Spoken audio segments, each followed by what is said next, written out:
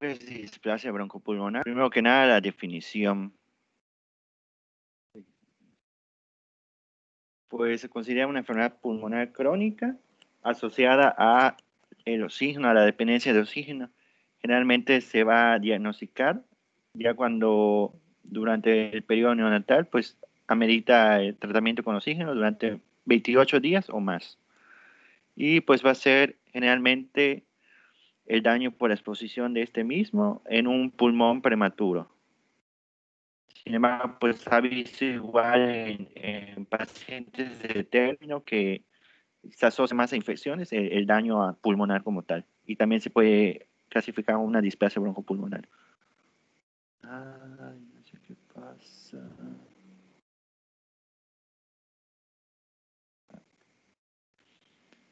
La definición se va a clasificar en dos, en la displasia broncopulmonar clásica y la displasia broncopulmonar nueva. En la clásica, pues prácticamente es la antigua y se caracterizaba por una mayor lesión pulmonar. Había más áreas de fibrosis, mayor atelectasia y áreas ya más hiperinsufladas. Se asociaba más a la ventilación mecánica y a lesiones por radicales libres. Patológicamente, pues había metaplasia escamosa, hipertrofia muscular, edema y fibrosis. Y pues también se observaba un remodelamiento de las arterias pulmonares y disminución de la alveolización. Y en la nueva displasia, es, en estas el daño va a ser más homogéneo, va a haber menor zonas de fibrosis. Sin embargo, pues generalmente se va a observar una disminución alveolar y una alteración a nivel de vasculatura. Aquí un ejemplo pues de las dos displasias, como se observan en las placas, que en la displasia clásico antigua se observa mayor lesión a nivel pulmonar y histológicamente pues se observa igual una mayor zona de fibrosis. Esta viene siendo la antigua. Se observa la fibrosis aumentada. Pues generalmente se va a presentar en menores de 34 semanas, hacen un 95%. Sin embargo, pues se ha observado igual en pacientes de término, hacen un 5% de los casos.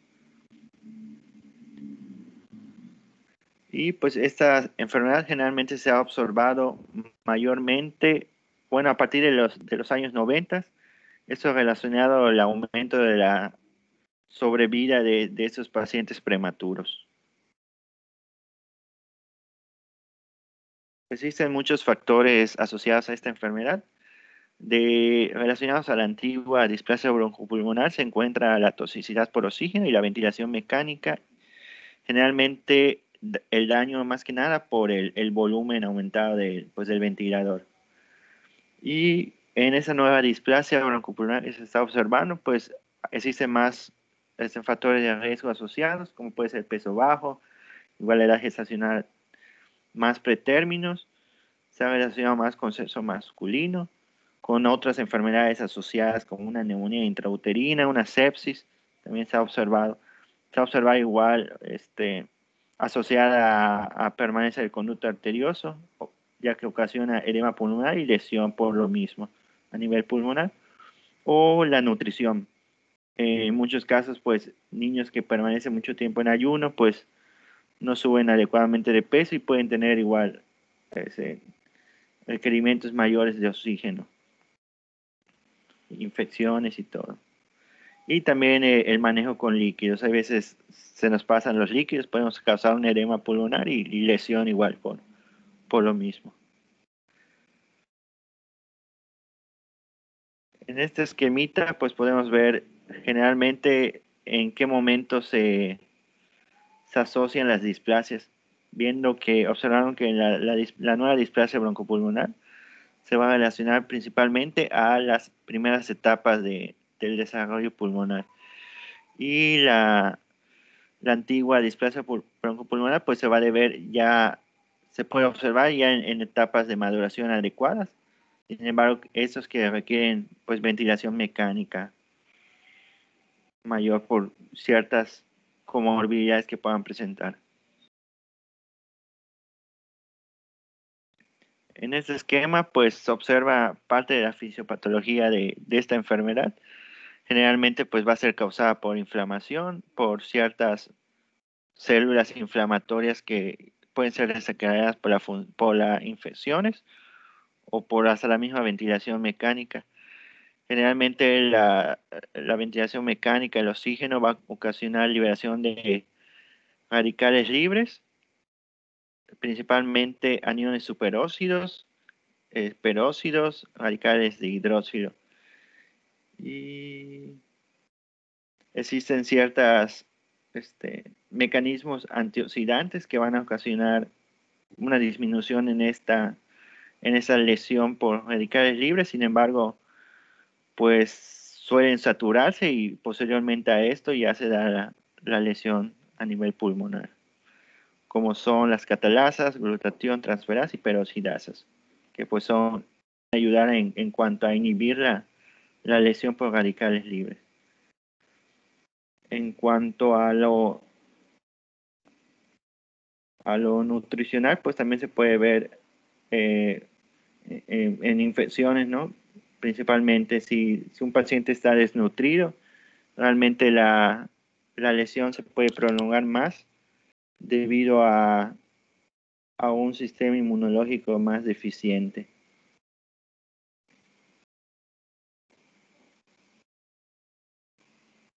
Y también asociada a la maduración pulmonar.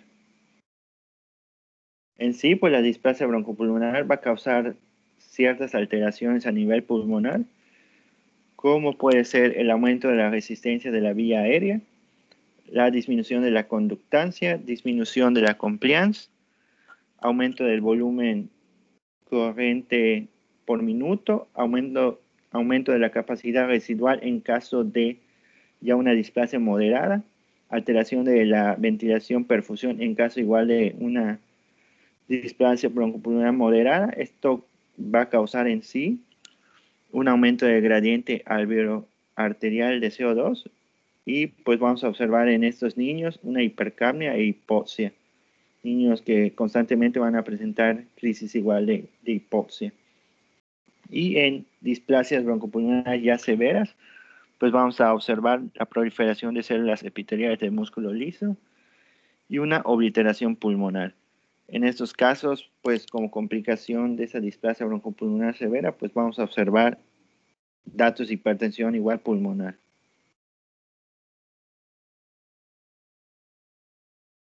En sí, pues las manifestaciones que va a presentar el niño, pues van a ser datos iguales de síndrome de distrés respiratorio, con dificultad respiratoria, tirajes, uso de músculos accesorios, retracción, quejido, aleteo nasal. También vamos a observar clínicamente taquipnea y taquicardia. Puede haber estertores o broncoespasmos.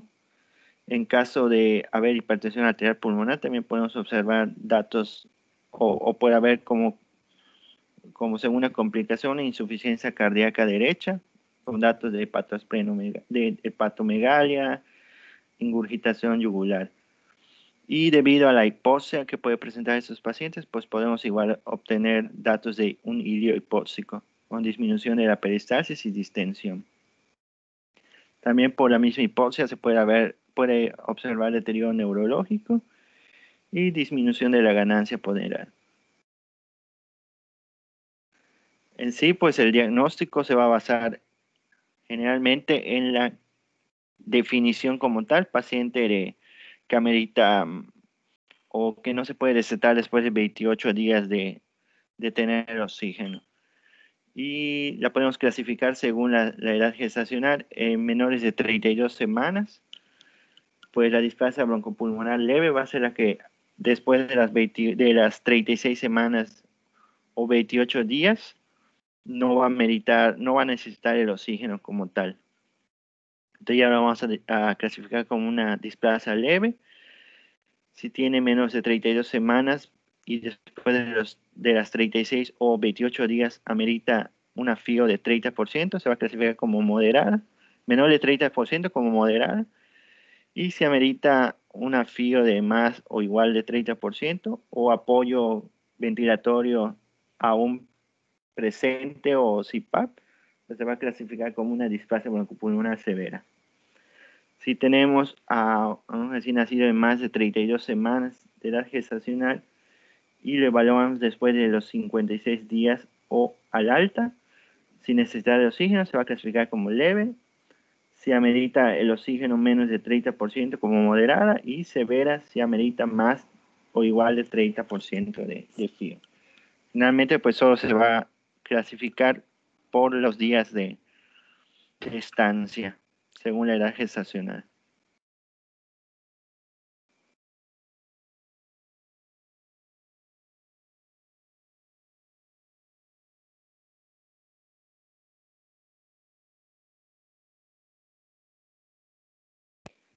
En estos cuadros, pues clasificatoriamente, realmente no se necesita una placa como tal, porque en definición se va a clasificar, bueno, se va a diagnosticar como la necesidad de oxígeno mayor de 28 días en estos niños.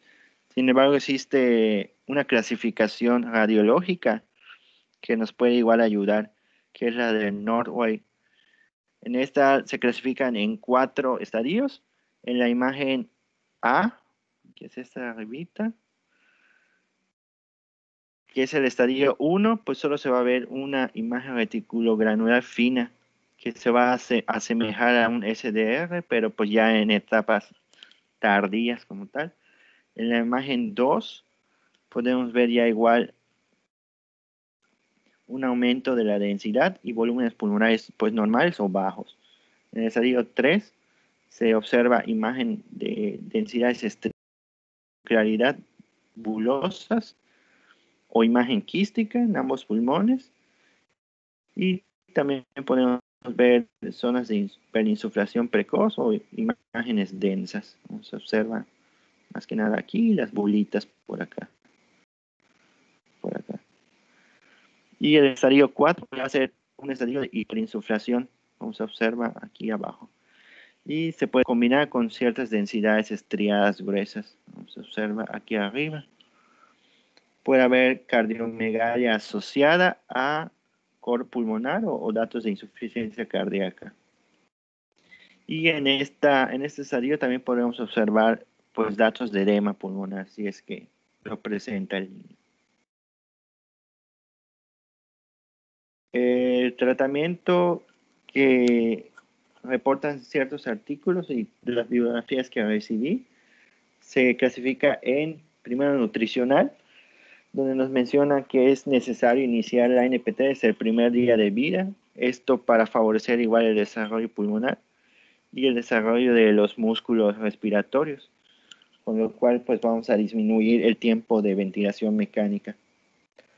Se debe iniciar con proteínas altas, mencionaba iniciarle desde 3 gramos por kilo en estos niños de proteínas y carbohidratos normales solo para mantener una glicemia adecuada, ya que se ha observado que los metabolismos de estos pues van a aumentar el CO2 y van a aumentar igual la dificultad respiratoria como tal. Entonces tiene que ser alto en proteínas y baja en carbohidratos. Y las grasas se pueden manejar normal, con aumentos graduales. En cuanto al tratamiento médico, pues ha observado que la cafeína, teofilina y aminofilina pues van a reducir el periodo de ventilación mecánica al actuar sobre el centro respiratorio como tal. Y la teofilina, la aminofilina va a actuar igual en cuanto a la relajación del músculo liso. Entonces, eso se ha observado beneficios en su uso en pacientes ya con displasia broncopulmonar. El furosemide pues es el diurético de lesión descrito en el tratamiento de esta enfermedad. Sin embargo, pues se va a utilizar en fases agudas de la enfermedad, en pacientes que aún ameritan oxígeno, que aún ameritan ventilación mecánica después de estos 28 días. Y pues su uso se debe asociar a otros diuréticos posterior a 48 horas de iniciar la furosemide. Los otros diuréticos asociados, pues va a ser la hidroclorotiazida y la espironolactona. Esto es igual para reducir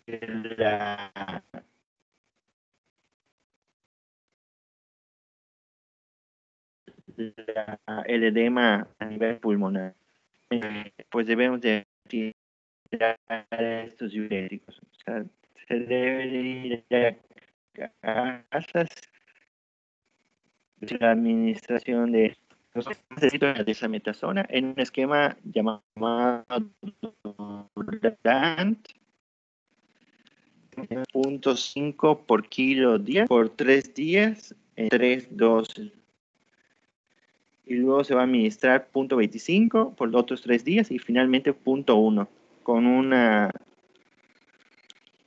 disminución gradual de este esteroide. Y generalmente pues, en pacientes que ameritan todavía oxígeno igual para favorecer la estufa. Y el esteroide inhalado pues ha visto cierto beneficio solo en caso de ventilación mecánica o que aún permanecen con CPAP. Y el esteroide más utilizado va a ser la fluticasona y la budesonida.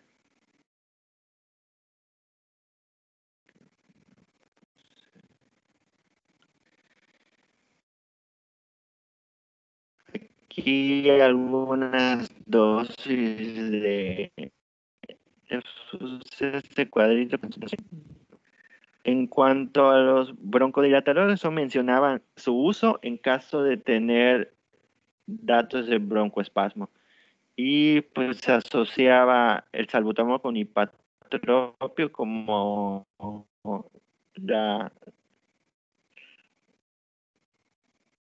el primer medicamento de lesión. En su utilidad no.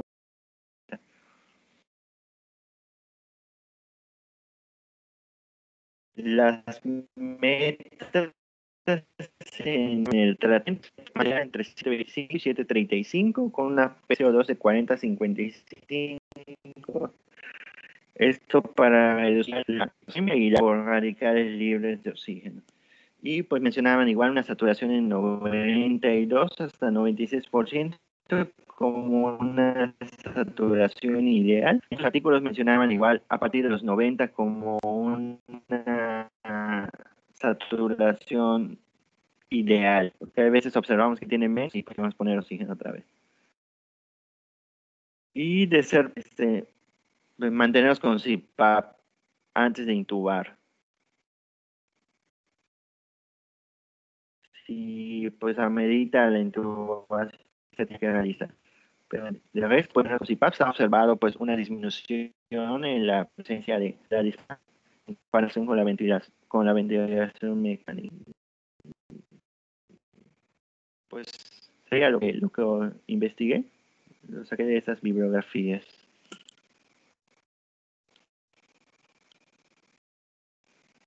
Muy Sería bien, todo. muy bien. ¿Cuál crees tú que, bueno, o si nos podrías recordar, cuál es la diferencia entonces entre la displasia broncopulmonar antigua y la nueva? ¿Qué cosa es lo que ha hecho la diferencia? Pues generalmente ya el esteroide nos ha disminuido el tiempo de ventilación mecánica, que es generalmente lo que va a ocasionar pues todas las... Pero la displasia nueva, tanta fibrosis como se observaba en la antigua, porque la característica que mayormente tiene, en la nueva se va a ver una disminución alveolar y en la antigua se va a ver un aumento de la fibrosis. Ajá, pero ¿qué es lo que cuál ha sido la diferencia etiopatológica, etiopatía clínica? ¿Por qué habría una Pues antigua y por qué hay una nueva? sería el uso de esteroides y la sobrevida, porque ya se ha observado o se ha asociado más a infecciones, no tanto como a la, ¿cómo se dice? Al desarrollo pulmonar o no sé, mencionar. Bueno, es que pues tienen que haber cambios, ¿no? O sea, porque estamos hablando de la displasia de Norway. O sea, creo que los primeros artículos que salieron de Norway fueron en 1960.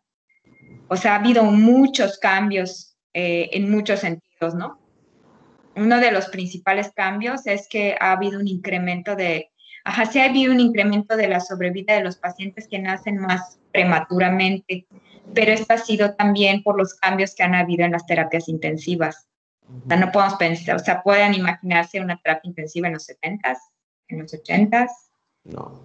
Entonces, la diferencia principal ha sido el uso de esteroides prenatales y el uso de surfactante.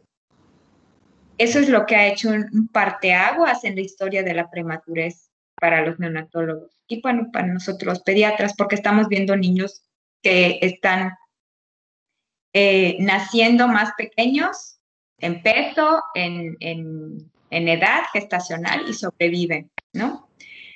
Digo, aparte de las complicaciones neurológicas, ¿no? O sea, desde el punto de vista pulmonar sobreviven cuando están en periodos gestacionales más pequeños, ¿no? Entonces, esto ha hecho una diferencia. Pero, pues, la principal diferencia ha sido el uso de surfactante.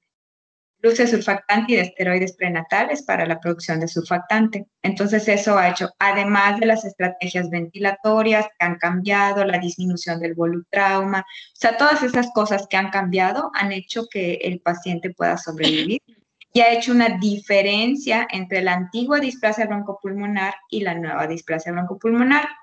Entonces, las imágenes que nos mostraste de la clasificación de Norway desde el punto de vista radiológico, pues son de cuando él veía la antigua displasia broncopulmonar, que era cuando se veía más fibrosis.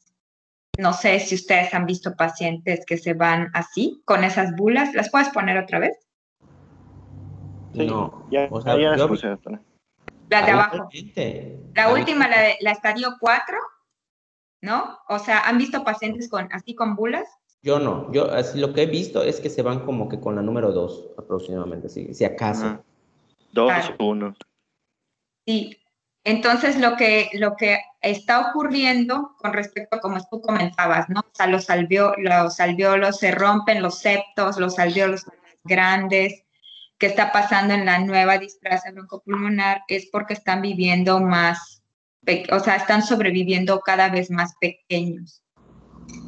Entonces, al sobrevivir más pequeños, pues no tienen correctamente la alveolización, porque no están en esa etapa. Entonces, por eso es que los alvéolos son más grandes. Pero pues finalmente no vemos tanta fibrosis porque todo esto ha cambiado. O sea, ha cambiado la manera como se están tratando a estos pacientes, ¿no? Entonces, y en cuanto al tratamiento, ¿sabes algo que no, creo que no comentaste? Criterios del egreso. ¿Cuándo los dan de alta?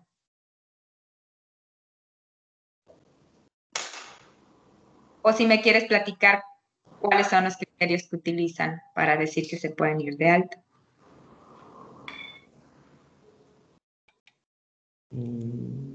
O que han visto, Bueno, o sea, uno de los criterios es que mantengan un peso ideal, unos 700, mencionaba. Ok. Y pues el otro es que no tenga ya oxígeno.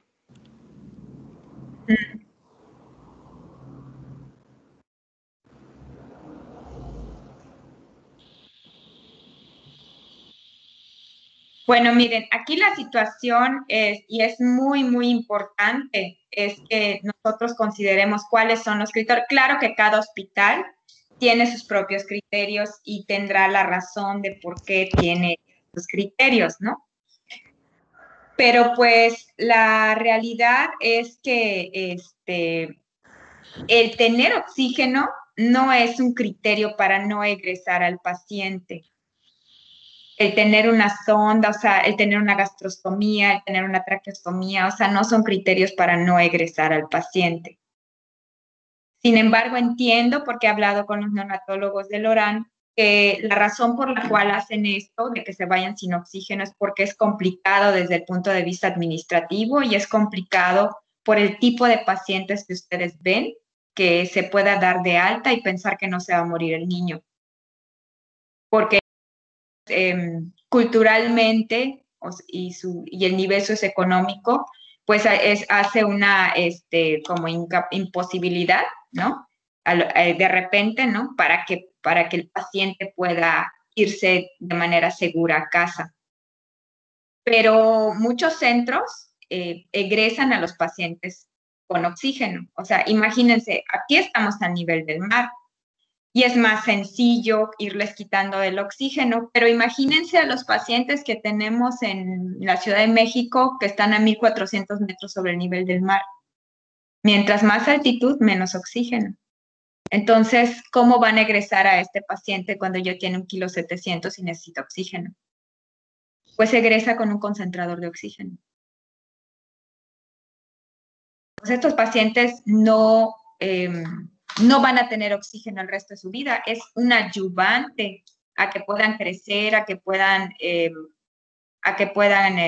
ganar peso, a que se puedan ir con su mamá, que su mamá debe de ser la mejor enfermera para el niño. Porque no es lo mismo tener 8 pacientes en una sala de crecimiento a que la mamá esté cuidando el 100% del tiempo a su bebé. Pero debe de tener todas las herramientas para saber que el niño está bien o que el niño está mal. Entonces, un paciente que debe de irse de alta, pues debe de irse con un buen peso, no tener datos de apnea, no tener apnea en las últimas 2 semanas, estar estable desde el punto de vista cardiovascular. A lo mejor tiene hipertensión pulmonar, pero está controlado, no tiene episodios de apnea ni de cianosis durante la alimentación, está con tratamiento cardiológico, entonces se puede egresar si está estable desde el punto de vista cardiovascular, no tiene una infección, no está séptico, no tiene una neumonía, no necesita más que crecimiento y desarrollo. Entonces, ese paciente en crecimiento y desarrollo, que la mamá ya está entrenada en si está cianótico, que es este color, está normal, lo tiene que traer, si está pálido, si deja de comer, si se le hunde la mollera, si tiene la lengua seca, o sea, si no se nota deshidratado, si no está comiendo la cantidad que está comiendo, si está vomitando, o sea, todas estas recomendaciones, la mamá ya lo entendió, tiene el nivel sociocultural para entender cómo está, y lo único que tiene es oxígeno, entonces lo más prudente es egresarlo con oxígeno si los papás están adiestrados y están relacionados con trabajo social y con el médico para saber cuándo tienen que regresar. Entonces, esos serían los pues, más importantes para el egreso. Porque, bueno, si no, pues se pueden quedar en crecimiento y desarrollo, pues hasta quién sabe cuándo, ¿no? Pero si ya tienen un buen peso y están ganando peso, pues no debería de ser una limitante el ponerles oxígeno. Y la otra cosa es que el oxígeno en el momento de crecimiento y desarrollo no es nuestro enemigo. El oxígeno para mantener una saturación, creo que lo pusiste en el anterior, no me acuerdo, puedes poner la anterior diapositiva.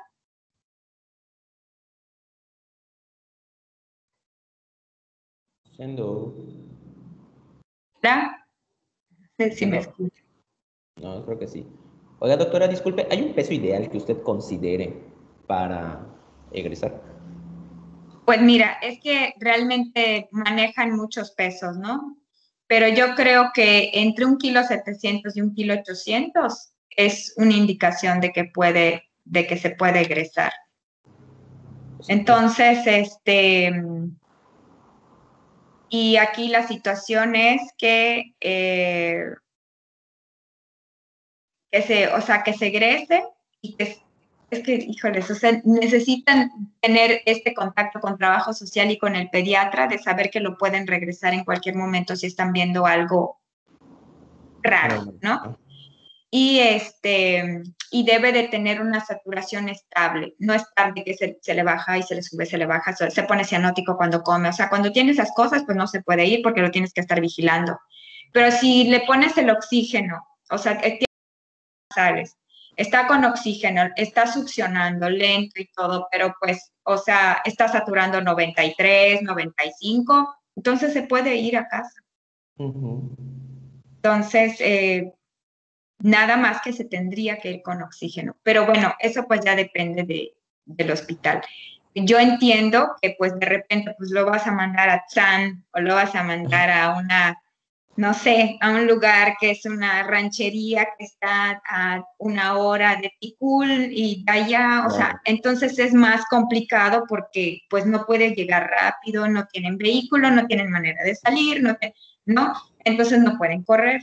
Entonces, si tienen duda, pues está bien, mejor que se quede. Ahora, la situación o sea, esto voy a ser muy honesta con esta. O sea, esto de, vamos a darle tolerancia al medio ambiente y que se vaya como que entrenando, ¿no? O sea, le quito el oxígeno, le pongo el oxígeno, le quito el oxígeno, le pongo el oxígeno, para que cada 2 horas, para que se vaya acostumbrando. ¿Sabes cómo se acostumbra? Yo te voy a hacer una observación y yo te animo a que hagas esta observación con ese paciente, con taquicardia.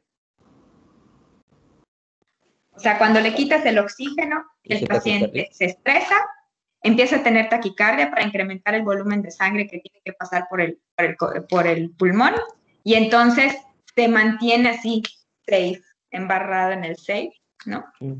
Pero pues la manera es taquicardia.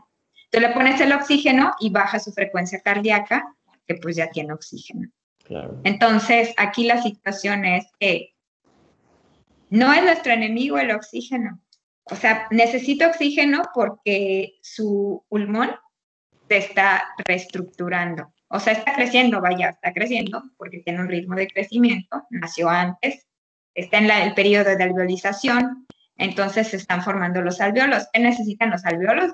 Pues necesitan vitaminas, necesitan proteínas para poder crecer, pues es como un arbolito que está creciendo. Entonces necesita vitaminas, necesita proteínas, necesita oxígeno y cuando ya tenga la suficiente cantidad de alvéolos y ya no tenga edema en las paredes y ya no tenga fibrosis, o sea, ya haya una remodelación, entonces ya no va a necesitar oxígeno. Perfecto. Entonces es un proceso, es un proceso que pues tienen que vivir. Ahora, ¿cuál es el problema por eso hay que poner en la balanza? O sea, ¿este proceso lo puede vivir en su casa, en una ranchería? No, entonces se queda en el hospital. Este proceso lo puede vivir en, no sé, en Canacín, en su casa. O sea, ¿podría la mamá entender que le dejamos el concentrador y que puede correr? Pues si lo puede entender, pues entonces mejor que se vaya a su casa con una mamá entrenada y comprometida con el bebé. Y que tiene una unidad cerca en este caso, ¿no? Y que tiene una unidad cerca, claro. Y que cualquier cosa puede correr, o sea, pero el paciente tiene que estar muy estable, ¿no? O sea, tiene que estar literal en crecimiento y desarrollo solamente para peso. Se puede ir a casa. Pero se tiene que establecer como, o sea, estos criterios de alta, o sea, estar, los médicos, trabajo social, ¿no? Y entonces, y poder evaluarlo, o sea, la primera evaluación puede ser en 48, 72 horas. ¿Y cómo le fue? No, pues que bien y mal, o sea, no he tenido ningún problema, no tengo ninguna duda. Ok, bueno, nos vemos en una semana. Y cuando veamos que la mamá ya le agarró la onda, bueno, pues nos vemos en un mes, etcétera. Entonces, ¿cuándo se le quita el oxígeno al bebé? El oxígeno se le debe de quitar al bebé cuando durmiendo satura normal. Y ¿por qué? Porque cuando te duermes, pues te relajas y disminuye la amplitud de tus movimientos respiratorios, es normal, ¿no? Entonces, primero se le quita el oxígeno diurno y se le deja el nocturno. Y después se le quita el oxígeno nocturno. Pero pues uno tiene que ir, entonces la mamá, lo ideal es que tenga un oxímetro. Y ahorita que cuestan 300 pesos, todos pueden tener un oxímetro, ¿no? Claro. Entonces, pues aquí la situación es tomarle la oximetría con su oxígeno y quitarle el oxígeno 10 minutos. 10 minutos para que el niño pueda eliminar todo el oxígeno que ya inhaló, para que su sistema cardiovascular se ajuste al cambio. Entonces, 10 minutos después de quitarle el oxígeno, se le pone el oxímetro y entonces medimos cómo está sin oxígeno. 10 minutos, o sea, le pone después de 10 minutos. Después. Después le pones el oxímetro y entonces evalúas cuánto tiene. Si el niño tiene más de 92, 93, 95, 98, ya no necesita oxígeno en las mañanas. Ahora, el siguiente prueba, si lo pueden hacer, es que succione. O sea, tomarle la oximetría durante la succión, porque la succión es ejercicio físico, ¿no? Entonces, se le toma la oximetría durante la succión y se evalúa cuánto tiene. Si le baja a 89, necesita oxígeno durante la alimentación. Y si ya no necesita oxígeno durante la alimentación, entonces hay que tomarle la oximetría cuando esté dormido y hay que decirle a la mamá que se lo tome. Si durante el sueño tiene más de 92, se le quita el oxígeno. Se le puede dejar un mes por cualquier cosa, ¿no? Pero ya no lo necesita, pues. Correcto. Y sí se pueden. Entonces, esos deben de ser los pasos del retiro del oxígeno. No el tolerancia 2 horas, 1 hora, otra hora. O sea, Doctora, y en el caso de que los pacientes, o sea, los que tienen limitantes o los que veo que ya se está intentando retirar el oxígeno y tienen intentos fallidos para o sea, el ajuste en el manejo, ¿dónde debe estar? Por ejemplo, a lo mejor pues no tengo un buen peso o a lo mejor el ajuste debe ser en el diurético o a lo mejor son las micronebulizaciones. O sea, ¿dónde debe ser el ajuste en el caso de que yo tenga dificultad en el retiro del oxígeno? Ok, bueno, si tu paciente, bueno, número 1, si tu paciente está hospitalizado, lo primero que tienen que ver, no está intubado, ¿no? Te refieres a que no está intubado, ¿no? Sí, esos ¿Ya niños se que ya extubó? ya se extubaron y están como que están en crecimiento y desarrollo, no en crecimiento, están en una sala, por ejemplo, en nuestro caso, que es lo que nosotros vemos habitualmente, que están en una sala, ya son displásicos por larga estancia en la UCIM, que aún tienen su casco cefálico o que están con el CPAP, se les intenta retirar y vemos que a lo mejor, pues digo, han tenido ganancia ponderal, pero pues siguen con su diurético, están con sus micros, etcétera, etcétera, pero no les puedo quitar el oxígeno. Haciendo ese intento que le comentaron los neonatólogos, ¿no? De que intentamos un retiro del oxígeno para que puedan egresarse lo más pronto posible. El ajuste, ¿dónde debe estar? O sea, nosotros ahí podemos medir pues los líquidos, podemos medir todo, pero tengo que hacer alguna modificación en el diurético, tengo que hacer alguna modificación ya cuantificando bien el volumen de líquidos del paciente. O sea, ¿dónde debe ser el abordaje? Sí, pues el abordaje debe de estar en lo que está presentando el paciente. Mira, por ejemplo, vamos a empezar con las micronebulizaciones. ¿Tiene broncoespasmo? Si no tiene broncoespasmo, pues no son las micros. Si tiene broncoespasmo, entonces hay que dejarle, bueno, a lo mejor ya dejarle las micros y dejarle una cámara espaciadora con un spray. Porque también le estás metiendo agua en las micronebulizaciones. Ok. Esa es una posibilidad, ¿no? ¿Tiene un problema bronquial?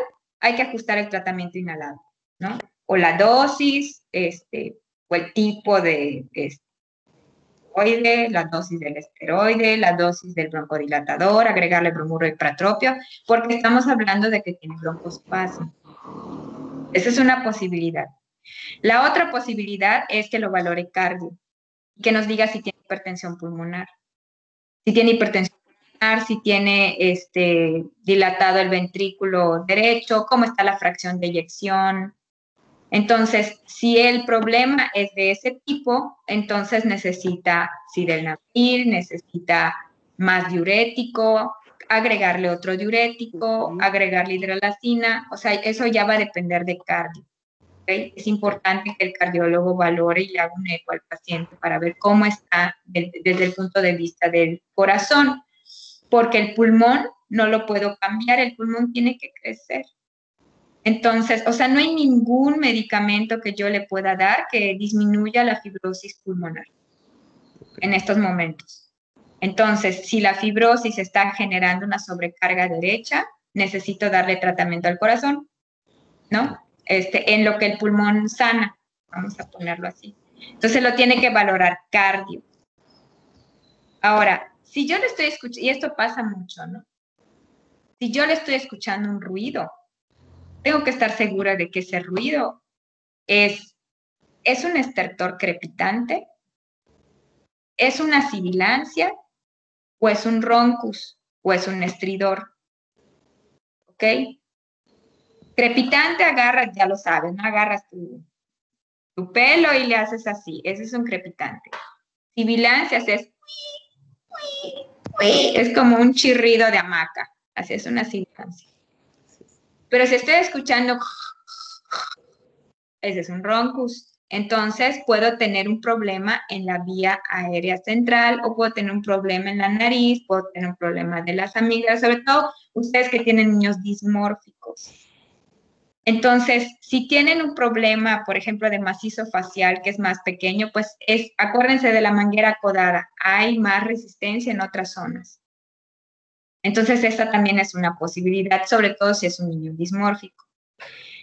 La otra cosa es si es un estridor. Ustedes como estridor creo que solamente conocen la laringomalacia, ¿no? La laringomalacia es... Esa es laringomalacia. Pero si no se escucha así, no es laringomalacia. O sea, si se escucha este sonido es un estridor continuo. Entonces es una obstrucción fija y la obstrucción fija no es laringomalacia porque la laringomalacia es móvil. Entonces puede tener, si estuvieron, como tú me dijiste, estuvieron en la UCIN durante, no sé, un mes. Estuvo intubado 3 meses y no se le puede quitar el oxígeno. Y entonces yo pienso, lo primero que hay que empezar es con lo más sencillo, ¿no? O sea, ajustarle el tratamiento, cámbiale una cámara espaciadora. O sea, si es una sibilancia. Si no son sibilancias, entonces que lo valore cardio. Si cardio dice que no tiene ningún problema del corazón y no tiene hipertensión pulmonar, bueno, entonces descártale reflujo. Muchos niños tienen reflujo. Mira, simplemente, te voy a poner un ejemplo. Vete a comerte unos 8 tacos con una coca y todo y ponte a correr. No, vas a tener reflujo. Entonces, estamos alimentando a los niños. Sí, ok, vamos a ponerle que le estás poniendo exactamente su capacidad gástrica y todo, sí, lo entiendo, pero el niño está agitado porque tiene displasia broncopulmonar, entonces puede tener reflujo. Y si tiene reflujo, entonces va a empeorar su problema pulmonar, aunque no broncoaspire. El simple hecho de que tengamos una regurgitación de manera constante genera flema. Sí, seguramente todos han vomitado alguna vez. Cuando tú vomitas, después de vomitar, escupes y te suenas la nariz. ¿Por qué? Porque tu organismo produce moco como protección al ácido. Eso es lo que hace nuestro estómago. Y eso también hace nuestras vías respiratorias. Entonces van a tener moco. Entonces, un niño que tiene reflujo, tiene moco, tiene flema, aumenta la resistencia. Un niño que tiene reflujo puede hacer broncoespasmo de manera refleja. Un niño que tiene reflujo puede broncoaspirar. Entonces, hay que descartarle reflujo. Okay. Y por último, o sea, si no le han encontrado nada de esto, pues tomen una placa y hagan una broncoscopía.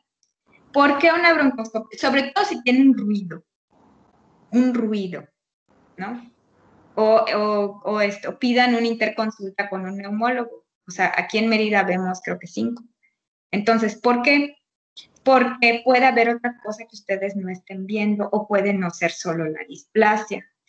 Mira, estos pacientes pueden tener una estenosis a algún nivel, pueden tener una estenosis en el bronquio derecho, una estenosis en el bronquio izquierdo, pueden tener una estenosis subglótica. O sea, lo pudieron extubar, qué bueno, pero puede estarse quedando con una lesión y esta lesión le puede generar aumento de la resistencia y dependencia de oxígeno. Entonces, ¿por qué la broncoscopía al final? Bueno, pues porque hay que primero, primum non nocere, vamos a empezar con lo más sencillo, irle buscando las cosas no invasivas, Y si no le he encontrado nada, pues entonces, pues hacer una broncoscopía o pedir una opinión, ¿no? O sea, ¿qué nos está faltando?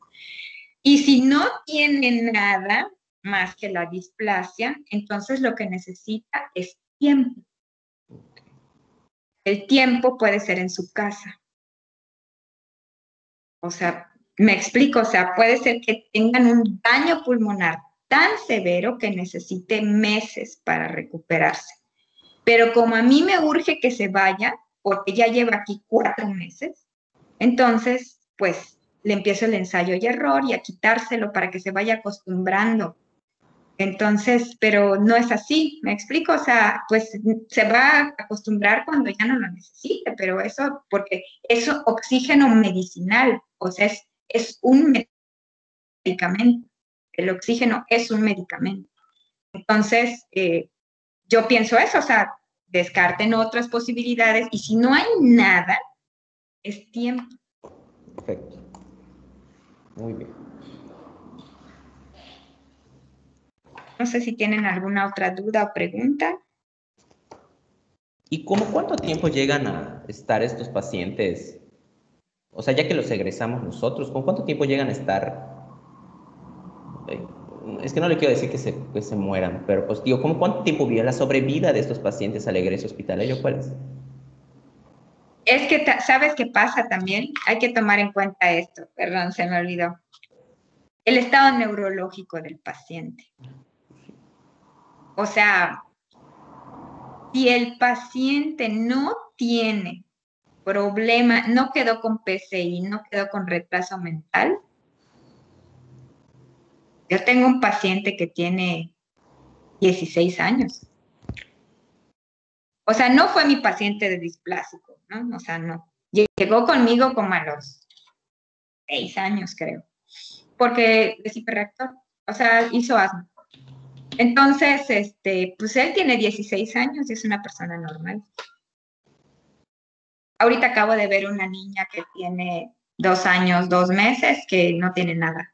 O sea, bueno, tiene asma, pero está normal neurológicamente, es una persona normal, ¿no? Entonces, cuiden su cerebro de los niños porque de eso va a depender su evolución. O sea, el pulmón se puede recuperar, el cerebro, si quedó con daño cerebral, se va a recuperar.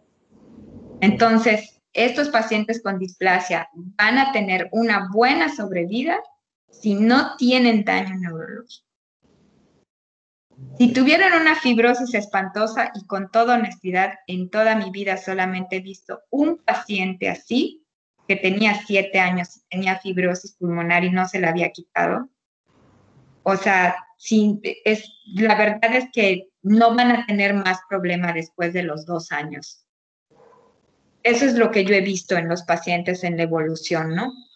O sea, el primer año es horrendo. Las nebulizaciones, las infecciones, el oxígeno, su aerochamber.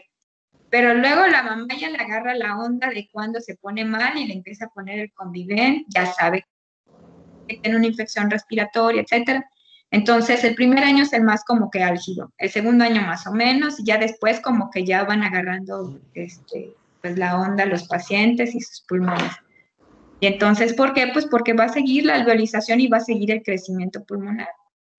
Entonces, pues es simplemente cuando es el tiempo en el que se terminan como que de disminuir el daño pulmonar que sufrió al nacimiento. Entonces, lo más importante con sus pacientes es, bueno, eso no está escrito, pero es lo que yo he visto. 1, el daño neurológico. 2, el reflujo. Y 3, las infecciones virales. Eso les dan en la torre.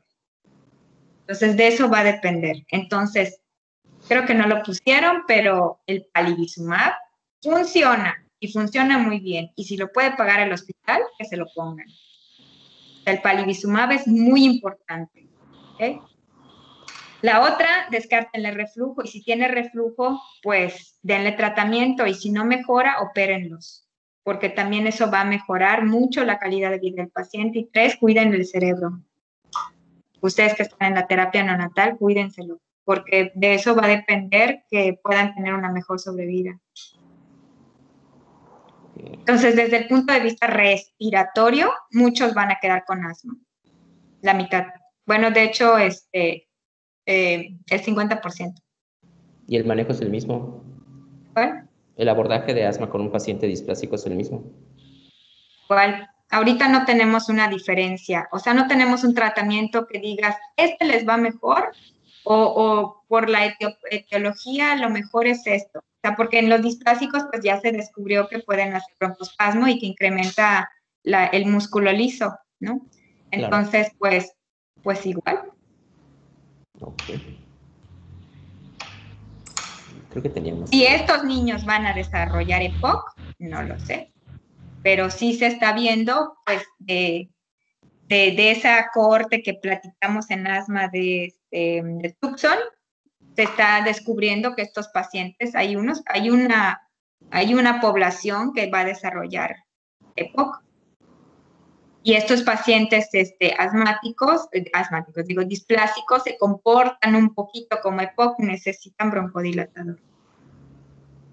Es el tratamiento fundamental del EPOC es el broncodilatador de acción prolongada. Por eso algunos neumólogos utilizan con estos pacientes displásicos tiotropio. El tiotropio es como el bromuro de ipratropio, pero de acción prolongada.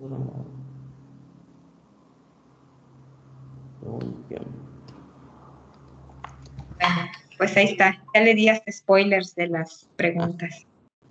Pero sí es importante, digo, o sea, pues no tiene neumólogo, entonces estos son los datos que son de neumología, que no los ve el neonatólogo de repente, ¿no? O sea, tienen otra visión, porque ellos ven al paciente en otro momento. Entonces, es válido. No, y eso que egresamos tantos pacientes con displasia que de verdad hasta, y ves tantas diferencias de cómo lo maneja cada quien, o de cuando salen de neonatología. Entonces, la verdad hay muchas maneras de cómo egresan al paciente o las condiciones de egreso o en general. O sea, hay tantos niños con displasia que ya hay un mundo de... He visto muchas posibilidades de cómo dan de alta el niño. Entonces, el hecho de saber cómo se debe de abordar al niño después, cuando ya lo vemos un poco más grande, que si llega a pasar, que llegan al hospital, pues es muy importante eso. Claro, es lo que te digo. En el año pasado, bueno, ustedes son R2, ¿no? Hay creo que 2 de sus R3 vinieron de Cancún. Entonces, ellos tienen otros criterios, porque eso es lo que aprendieron en su hospital. No es tan mal, porque ellos sí egresan con oxígeno y los egresan con cámara espaciadora y no los nebulizan. Y eso está bien, ¿no? Entonces, claro, ¿cuál es la diferencia? Con toda honestidad, pues bueno, la diferencia es que el hospital de Cancún tuvo una neumóloga por muchos años y ella ya se mudó a otro lugar. Entonces, ¿por qué? Porque, o sea, no está mal nebulizar, es simplemente que lo van a ver ustedes cuando se vayan, cuando estén dando la consulta. Una caja de Convivent, bromo de ipratropio con salbutamol, cuesta aproximadamente 350 pesos. Trae 10 ampolletas. Y claro, o sea, la caja dice, tire la ampolleta cuando se abra. Pues no, porque imagínate, o sea, te daría para 10 dosis, se te daría para 3 días, ¿verdad? Entonces, pero imagínate, ya ahí, ya por lo menos unos 5 días, pues antes de la semana ya te gastaste la caja de 350 pesos, ¿no? Y si va a ser una semana, pues vas a comprar otra caja, entonces ahí ya son 700.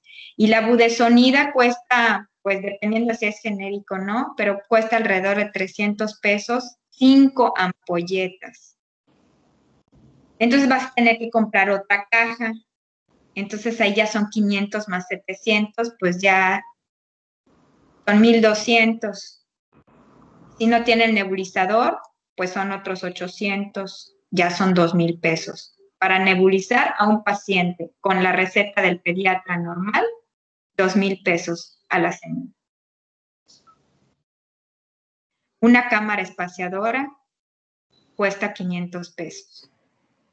El Ventolin cuesta 350. Y no se lo van a gastar. Entonces hay que ver costo-beneficio. Claro. Y además la cámara espaciadora les va a servir de tratamiento. O sea, les va a durar un chorro. O sea, lo ideal es que la cambien a los 6 meses. Pero pues si la cambian al año, pues está bien, ¿no? Ahora entonces, pues imagínate pues lo que se están ahorrando. Claro. Además de que en la cámara espaciadora los 2 PUC se los das en un minuto. La nebulización tarda 20. Bueno, entre 20 minutos, dependiendo del medicamento. Entonces, por esas razones que es mejor darle una cámara espaciadora, a menos que tenga mucho moco, pues le va a beneficiar el agua de la nebulización. Perfecto. Bueno, ¿alguna otra duda o pregunta?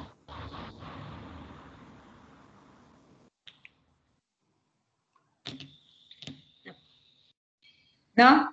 Nada, Bueno, cualquier cosa, pues me preguntan en la siguiente.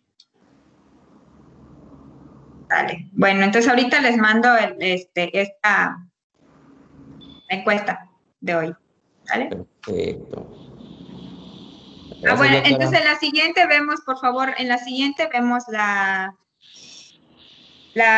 bibliográfica de hoy, la vamos a ver en la siguiente. Se salvó. ¿Ok? Está Bueno, bueno, nos entonces, vemos. doctora. No, hasta luego, cuídese. Bye, gracias. Bye. Bye. Luego. Hasta luego.